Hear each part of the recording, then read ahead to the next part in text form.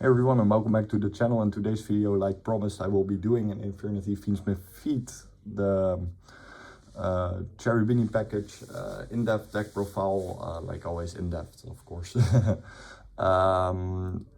But yeah, I took this variant to locals yesterday. I've been testing this variant quite a lot, yeah, currently online and in real life.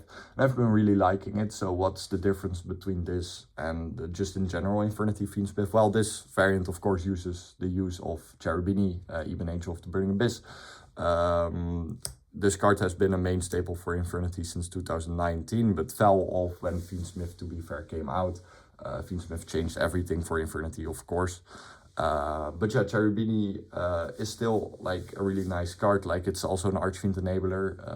It makes it so that it dumps Rhino Warrior, and then Rhino Warrior dumps, for example, Harris. Harris will search Archfiend from deck, or it will dump a Stygian Street Patrol, or anything that it needs at that moment. And it's really nice. It dumps for cost, by the way, of course.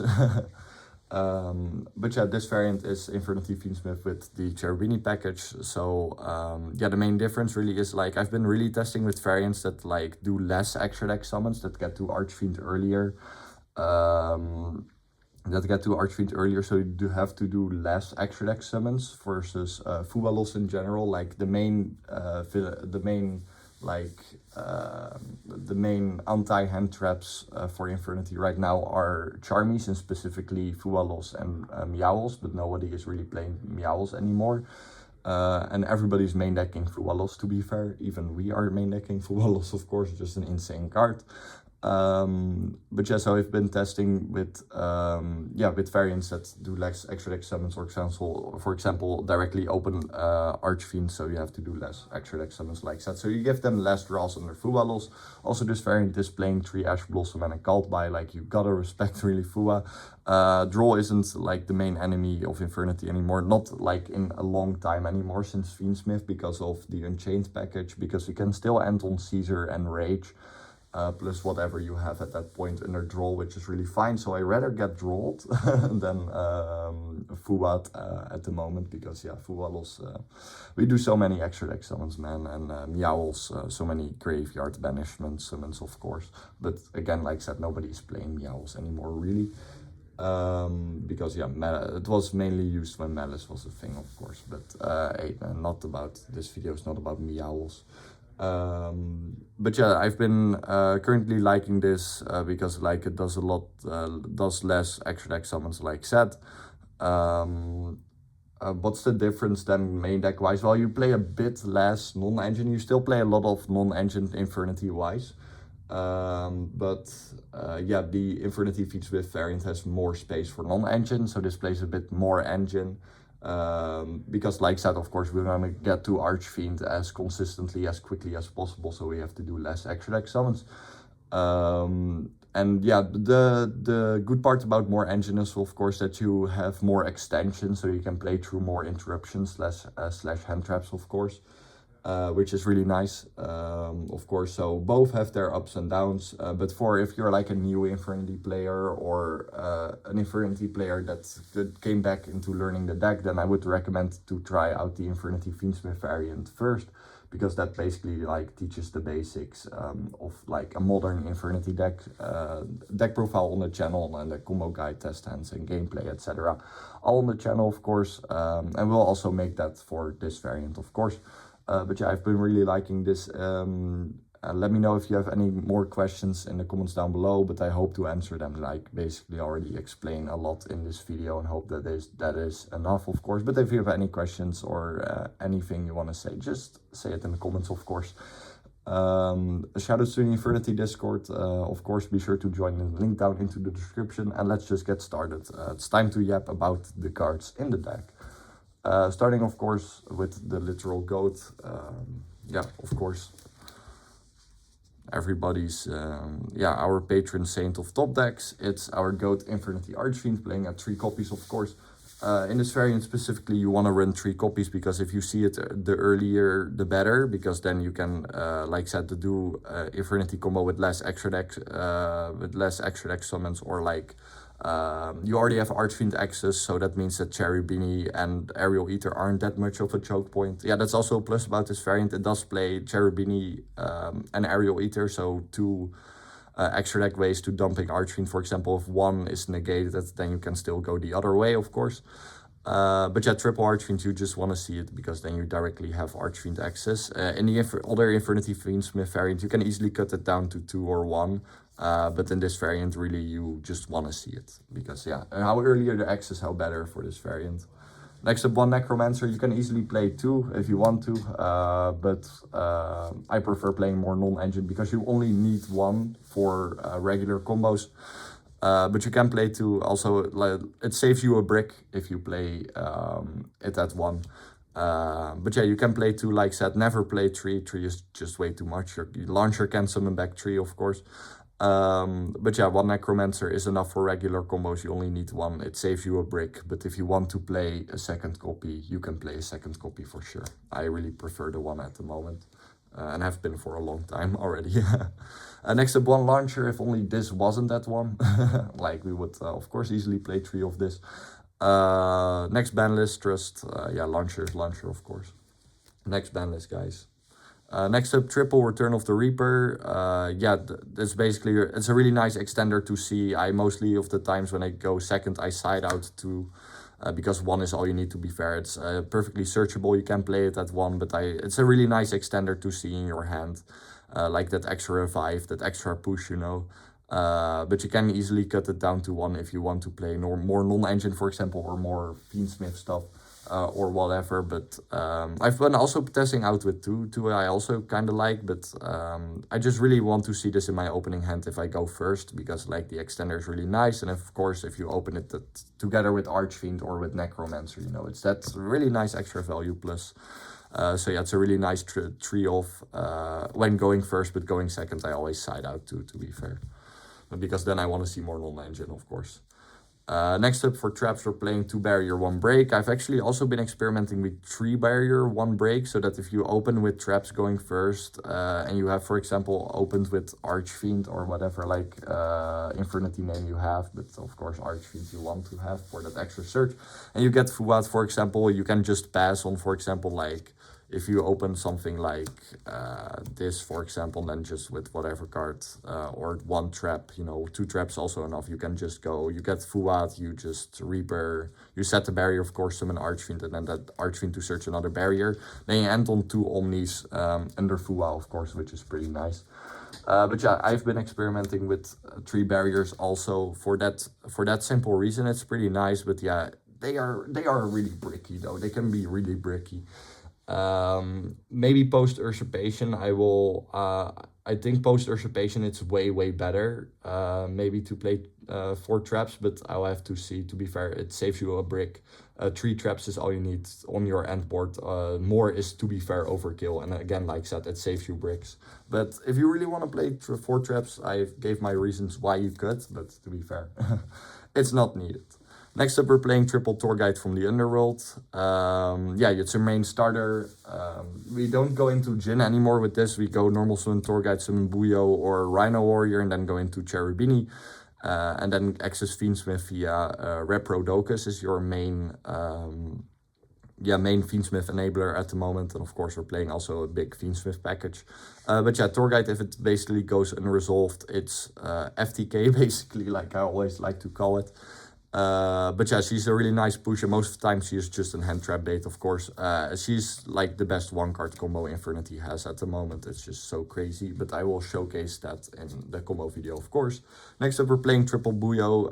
If you opening double Buyo or any level 3 or any 2 Fiends, any Fiend plus Buyo, to be fair, it's the same combo as normal summon Tour Guide, so you would really want to play this at 3 because it's yeah, it's a really nice extender to see with any Fiend. It's basically just like kind of playing more Tour Guide, but also not. But yeah, the reason if you open it with any Fiend, it's just a really nice extender, and the Mutiny in the Sky engine is just so good for resource. Like, it gives Infernity a pretty nice grind game in together with Fiendsmith. Of course, Fiendsmith is also really insane resource value. but all thanks to Mutant in Disguise, second effect that can re-add itself by sending a fiend from hand or field to the graveyard. So you can just keep on spamming out those fusions, and it also recycles your extra deck cards back to your deck. It's pretty nice. You can play 2 Buyo if you want to play more non-engine, but like I said, in this variant you play a lot of like fiends, and if you just see any fiend to normal summon plus Buyo, it's just really nice. And if you see it in combination with Torguide, Torguide can just summon Necromancer or Rhino Warrior from deck, which is pretty nice. So yeah, Buyo, really good extender, of course, like when she came out. Next up, they are back, baby. Stygian, Harris, Rhino Warrior. Harris with the new printing, which is really cool. Still debating if I want to play the Chibi or the super rare, but the rare we will keep in hand for sure. The super just really matches nice with the OTS Rhino Warrior, which I really like. But yeah, we're playing these because we're playing we're playing Cherubini. The only real brick is Harris, to be fair, because like I said, if you open these two with, for example, like a Buyo or a Void Apocalypse, like they are really nice to see, you know, because then they're just either discard outlets or just normal summon. Rhino Warrior, of course, dumps a fiend when it's sent to the graveyard anyhow anyway, which is really good. And Stygian, of course, can summon a fiend from the hand. But yeah, sadly, Harris triggers only by being sent off card effect. It does sometimes happen, though, that you go for Fiendsmith Tract, for example, search like Allure or Lacrima and use that as your normal, and then discard the Harris, and then Harris will trigger to search Infernity Archfiend from the deck, which is really funny. But yeah, Harris is gonna be like the main combo accessor post Usurpation, because this can search Usurpation, so Harris will be a mandatory card in Infernity again for sure. But yeah, many post Blazing Dominion videos also to come. But yeah, we are playing these because of the Cherubini variant. If you don't want to play this, don't play the Cherubini variant. That's how simple it is. Just play the Infernity Fiendsmith variant. Next up, also one Sharvara, of course. I can't stress or express how good the Unchained engine is. Even though draw is at 2, you still gotta respect draw, and the Unchained engine makes it possible to play under draw, so you can still make Caesar Rage. I will showcase that in a combo video. It was also showcased yesterday in the local gameplay video, so be sure to watch that video for sure. It's really nice, yeah, just for gameplay. I've been getting good reviews for the local gameplay, because like it showcased like Infernity in competitive environment, of course, gameplay, and not being on the computer, but actually in real life gameplay. But yeah, enough about that. I can't stress too much about how good the Unchained engine is. Not only because under draw, because they're also like Sharvara is a level 6 fiend. Sometimes you don't get to the early Caesar, and Sharvara still makes it possible to get to that Caesar on your end board. But yeah, also in general, Yama is really good in the graveyard, of course, because it's basically resource. When a card you control dies, you can summon back a fiend from hand or graveyard, which is really good. Most time you trigger that when you destroy something with Sharvara. First you link Yama off into Soul of Rage. Soul of Rage, of course, being a really good end board piece. Being already on itself 3 interruptions, being like the rage effect, the rage removal, the SP effect, and SP second effect, which is really good. But yeah, I can't stress too much about how, yeah, kind of mandatory the Unchained engine is. Like from my experience, like the Unchained engine is just so good. Like it provides a lot of value, playmakers, extension, and plays under draw, of course. Next up, we're playing 2 Void Apocalypse. You can also play this at 3, but for me personally, it's always like if I play 3 Void Apocalypse, I will see it as a 2-off always in my hand, which I don't like. I like 2 as a ratio the best for Void Apocalypse currently, because currently it's not a 1.5 card combo.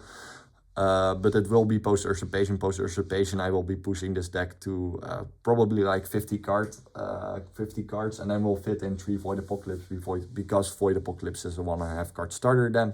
But in general, like it's a really nice extender to open, and you can, yeah, if you see Void Apocalypse, it's just a really nice extender to open, or hand trap bait, to be fair. You do go neg 1 when you discard, of course, and then get negated, for example, with Ash. But yeah, most time you just combine it in use with multiple cards. It's just basically like a main deck Archfiend Accessor, of course. You can also play Foolish Burial, which is also a nice option. So 2 Void Apocalypse, 1 Foolish Burial, but I preferred more non-engine, and Foolish Burial becomes like insane, of course, when we get Usurpation, because yeah, like I said, every Foolish card is a 1-card combo post Usurpation. Except for Void Apocalypse being 1.5 cards, like already explained. But yeah, you can play 3 Void Apocalypse, but I really like it at 2 at the moment for this variant. Next up for Fiendsmith stuff, we're playing Triple Engraver. It's a 1-card starter, also in general really good in combination with cards, hand trap bait, whatever it provides, and it provides insane resource, of course. Also by playing 3, you get to use the second effect of Aerial Eater in the graveyard, which comes up quite a lot and is really nice for that extra body, or like it turns Cross Sheep online, for example, that second Aerial Eater effect. It's just really good, and Engraver, of course, being a 1-card combo, is also just really good. And most of the times I start my plays with Engraver effect and then just, you know, be hand trap bait, of course, because Engraver most of the time is hand trap bait, and it of course also plays through multiple interruption, because in order to stomp Fiendsmith stuff, your opponent has to have at least like 2 to 3 interruptions most of the times. Next up, we're playing 1 Lacrima. We're playing already a normal summon, so no need for more Lacrima. It's engine requirement, same with Blurry. For Tract, of course, Tract is really good. Tract also, yeah, being a really good card, of course. Searching with Engraver. You can also play 1 Tract, 1 Sanct, still really experimenting with that, to be fair. But I found this enough Fiendsmith engine-wise. We're playing currently 41 cards. 41 cards is my lucky number for some reason. But yeah, I've been really liking it like that. Tract will also be a 1-card combo post Usurpation, which is really funny. Or just any normal summonable Light Fiend will also be a 1-card combo, which is really cool. But yeah, that basically you just need to play these for your engine requirement, and they're not bad to open. Also, it does happen when that you open Lurry with Void Apocalypse and you go insanely plus of that. Not only do you get a Fiend dump, Lurry will be discarded, and then it will trigger, of course, which is really good. Next up, non-engine, we're playing triple Milcharmy Fualos, like I said, just really good non-engine at the moment. And Infernity, you just use it going second, of course, and if you open it going first, you can discard it with Muckraker or a Bow or whatever, or discard it even with its own effect, which comes up quite a lot. This card is insane for Infernity, go play it, it's really good non-engine. In combination with Droplet, of course, I always like Droplet and Fualos being my first 6 non-engine cards. Yeah, well, 7 with Galbai, of course, gotta respect those hand traps. But yeah, Droplet Fua is just insane. I can't stress too much how good that non-engine is.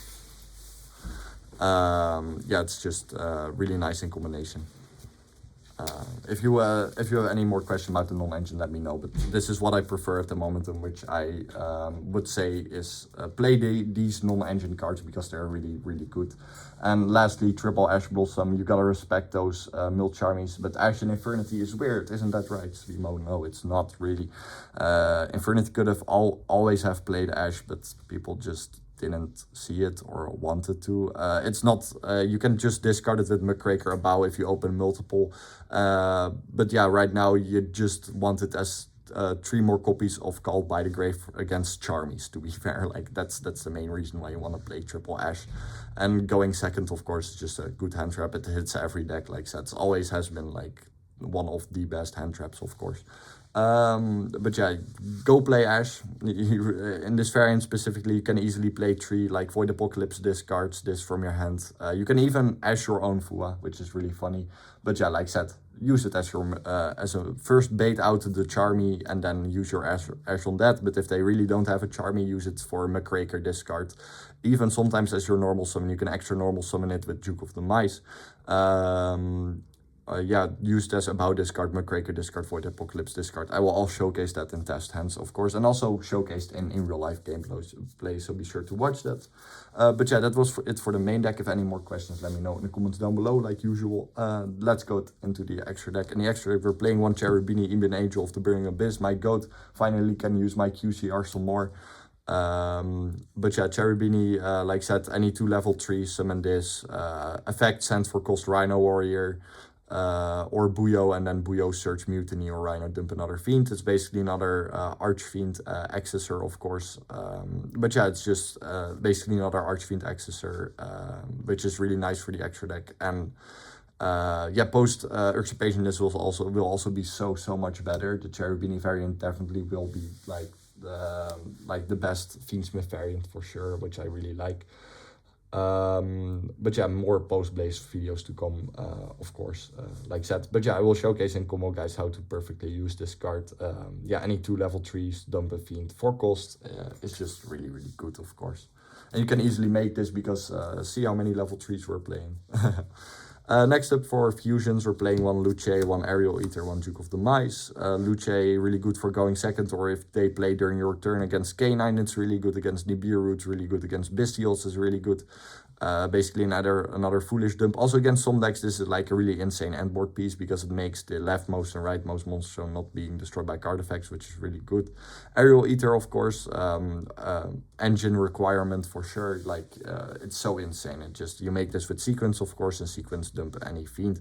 But yeah, Aerial Eater has been in this in Infernity since Fiendsmith got released, of course. It got released in together with Fiendsmith, of course. And we're playing 1 Duke of the Mice. This comes up sometimes because you can make this going first as another summon for Mutiny in the Sky. Like it's most of the time you always go for Aerial Eater first and then Duke of the Mice comes on later if you need to. Like for the extra normal summons, really nice, but to be fair, mostly because it's a level 6 fiend. Because there's not always a reason to make Luce, of course. Like, you know, your opponent doesn't control any cards, why make Luce? Then Duke of the Mice really nice to fill that spot in. Which is really good, of course.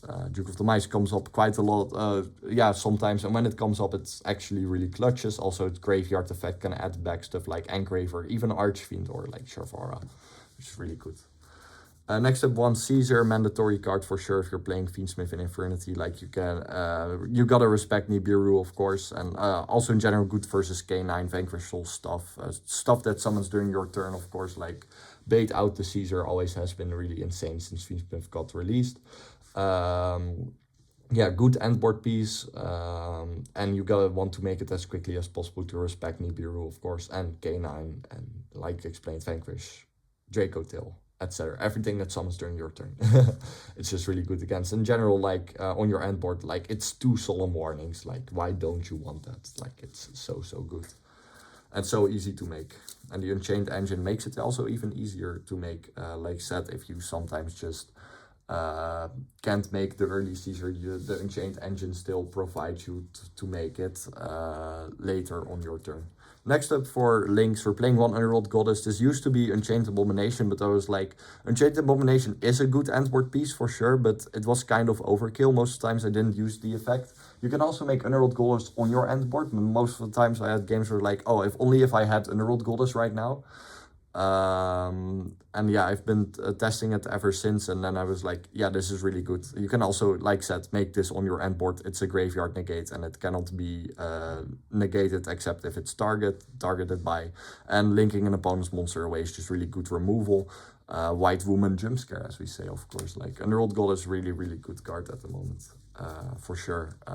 Also, I faced Luna Light yesterday and was like, wow, I don't have an out to this. And I was like, if only I've had Underworld Goddess now. But I'm not preparing stuff for Luna Light, of course. It's just good versus Luna Light. But in general, I had a lot of times where like, if only I had Underworld Goddess now. It's really good. Next up, 1 Abao. About for that extra extension, it's the Fiend Saryuja. We're playing Muckraker, of course, because we've gotten so many good Fiend extra deck monsters. Muckraker is for sure like one of our best extenders at the moment. But yeah, Abao is basically the Fiend Saryuja. It's also really good going second. It's a destroy. It draws you into more cards, like what you need in a standby phase, and it summons something back. So it's that extra extender, you know. Most of the time, it's also like your Necromancer main accessor. If you search Archfiend with Necromancer and then make a link for make Abao effect non-target special summon back the Necromancer is just really good. Next up, we're playing 1 Yama, 1 Rage. Like said, when we were at Shavara, I can't stress so much about how good this engine is at the moment. And will probably like forever be, as long as we're not getting good Infernity support, to be fair, when the deck is a good pure. But yeah, Unchained really good, like said, playmakers. Rage insane endboard piece. Also has some kind of resource effect when it's destroyed, adding back a Fiend to hand, or to extra deck if you want to get back an extra deck.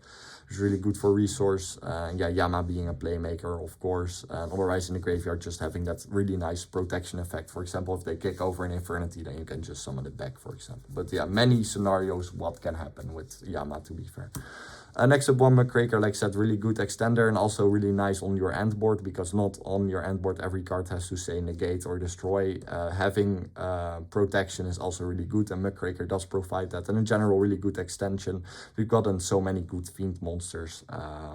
Yeah, we've gotten so many good modern Fiend monsters in your extra deck that like the Muckraker lock doesn't matter at all. You can easily play with it. Like the only non-fiends we're playing are SP and Cross Sheep, to be fair. Speaking of Cross Sheep, one Cross Sheep, you're playing a lot of Fiend fusion monsters in your extra deck, so having this as a really nice, is a really good extender. Also makes Engraver a 1-card combo. Next up, one SP Little Knight, of course, for Soul of Rage, otherwise going second, it's just SP, you know. One Sequence, one Requiem, of course, and then, like explained already, Reprodokus is your main Fiendsmith bridge, which I will showcase in the combo guide, which will probably be released somewhere next week, of course.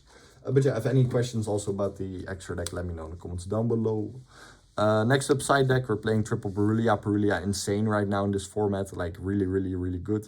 Against K9 variants, against Radiant Typhoon, against like everything summons from hand, so just shotgun this in the draw phase and you'll see how many draws you'll get off. But most of the times, like, Perulia has been just insane. It's just good versus every deck, to be fair.